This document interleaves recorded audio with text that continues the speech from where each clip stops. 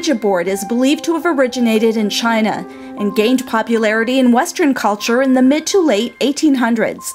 Though many consider it a harmless game, ghost hunters often use spirit boards to contact the other side. If you are considering using a Ouija board as part of a seance in your own house, paranormal researcher Carrie-Lynne warns that you may in fact be opening Pandora's box. Many people turn to seances and Ouija for their information. And I mean, again, media has a lot to play with that, and you know, a lot of different shows do it. How do you feel about seances and Ouija boards? Our very first case, it was a woman in Mississauga who wanted the spirit gone. We got it out of there, but what is she doing? She's on the Ouija board, doing seances, trying to figure out why it was like tormenting her, and it came back 3 times as bad. Because she basically invited it back. If you really want to do that, I would seriously get a medium there to do it for you that is accredited by a spiritualist church. Because they have the training, they have the certification, they have the experience. It's not just anybody walking on off the street saying, hey, I'm a medium. You know, the Ouija board, it's a spiritual chat room. Like, even doing a seance is a spiritual chat room. And I mean, there's really good books on how to guide you through that sort of thing. But again, you're playing with firecrackers in your own home. And I would not let my child get involved in that. A lot of people think it's a game. Guilty. When I was young, I was exposed to it. Luckily, nothing happened. But there's cases out there where they invited something in and it didn't want to leave. And we've all heard those cases, and many of them have had some pretty destructive endings. Because eventually, it's not the house that's haunted. Person becomes haunted. Spiritual attachments. A spirit can actually become like your Siamese twin. And no matter if you move out 10 times over, that thing is still attached to you. And it's like a parasite. It can be. And before you take part in a seance, consider your state of mind. Depression and your personal living habits can make you a target for a malevolent entity.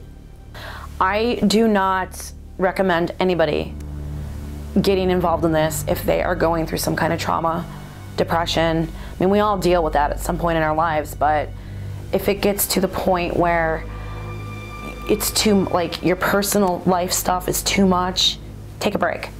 Yeah, because it makes you vulnerable. I've had to do it. Yeah. I've had to do it. I took a whole year hiatus. I had to do it.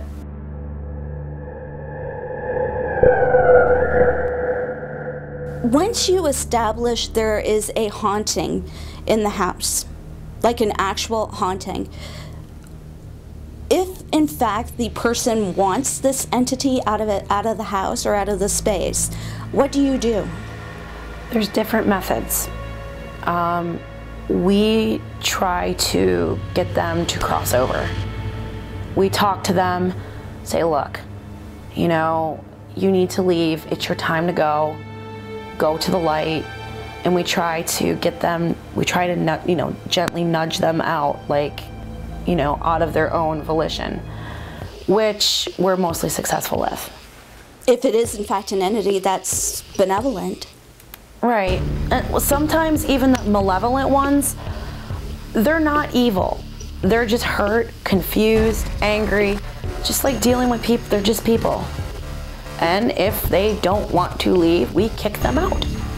And that is the complicated part, because that's when it becomes 20% paranormal team, 80% homeowner.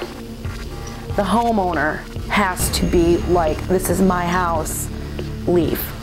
And they have to set aside their fear. They have to get over their fear. Basically, they have to claim their territory back. And those are the ones that are the hardest. But the homeowner has to release the fear, because the malevolent ones love fear. That's what they feed off of. Right. That's what strength gives them their strength. Absolutely. Sometimes you have to call in outside help, like a really seasoned medium. Or sometimes people have gotten the clergy involved. Right. It's whatever the homeowner finds strength in. And whether it's like, okay, we'll call in a priest.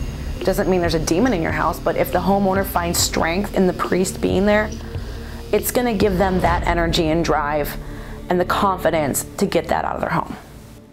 If you need any more convincing about the risk involved in paranormal research, consider this. While we were shooting in Carrie's apartment, every member of the Ghosts of Mississauga team heard a cat meowing, even though there wasn't a cat in the house. You got a cat? No. I just heard a cat meow. No, it was somebody's phone. No, I heard a cat meow. It wasn't the owner, it was a meow. Are you listening like live through that thing? Yeah. That's amazing. Because you can pick up spirit communication through devices like that. Yeah, I heard it, eh? The cat again. Yeah, I heard it. I just heard it too. It's like right here. Yeah. However, when we checked the footage, the meowing that we all heard in the room could not be heard in the recording. Then, as we were packing up to leave, we were all alarmed when the smoke detector went off without reason. Was something in Carrie's apartment playing with our team? Coming up on Ghosts of Mississauga, I put Carrie's skills as a psychic to the test. Sometimes you question if you're too quick to trust somebody, and sometimes you are, and you have gotten burned in the past.